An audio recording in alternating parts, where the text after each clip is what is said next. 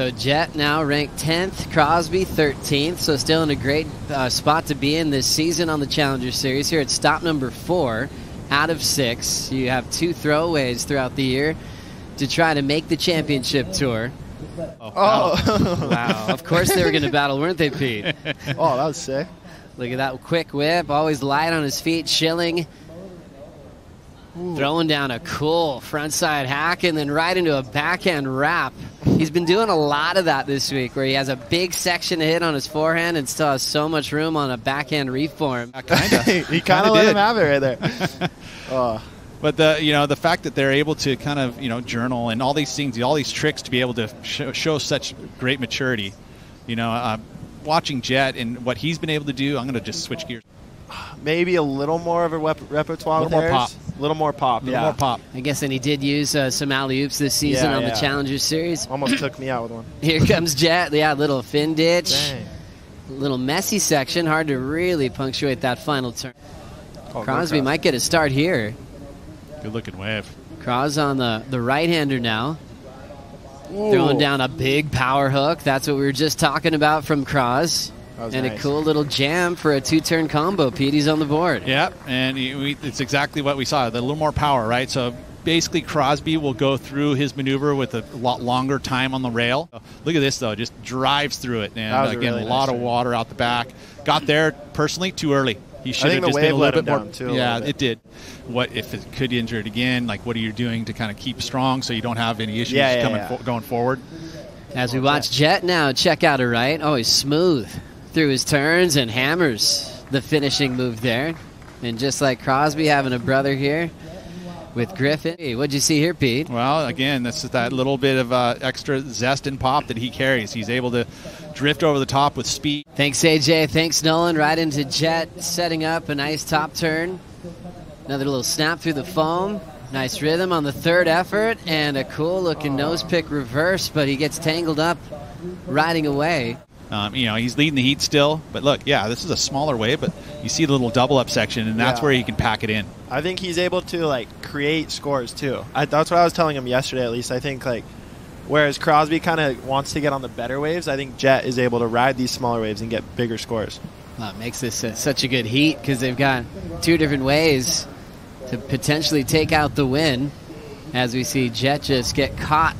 And now Jett Schilling will choose his backhand. His 6th wave so far in the matchup. First turn, throws down the snap, tight space, just a little whitewater hack there to try to better a 4.5. So this one heating up, all San Clemente battle.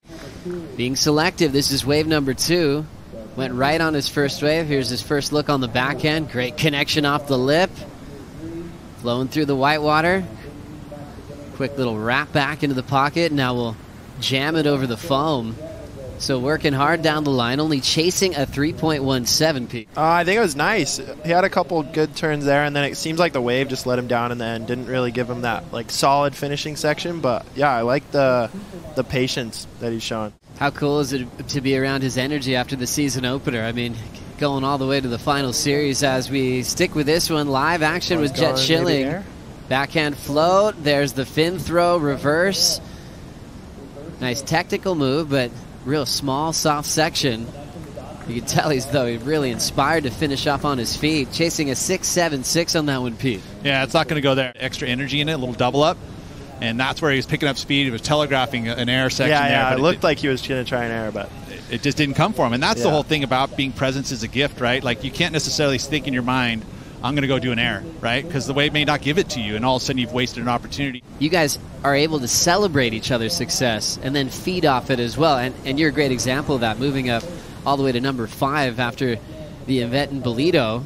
As we'll watch live action, little snap and kicking out quickly for Jett. But what does that feel like to actually succeed with your friends? You feel strategic placement of the crew. You feel real energy off that crew when you walk by. As you got a minute on the clock, Schilling always light on his feet. I love how fast he can get through sections, but unfortunately, wave coming in quickly. So Crosby did improve on the left under the pier.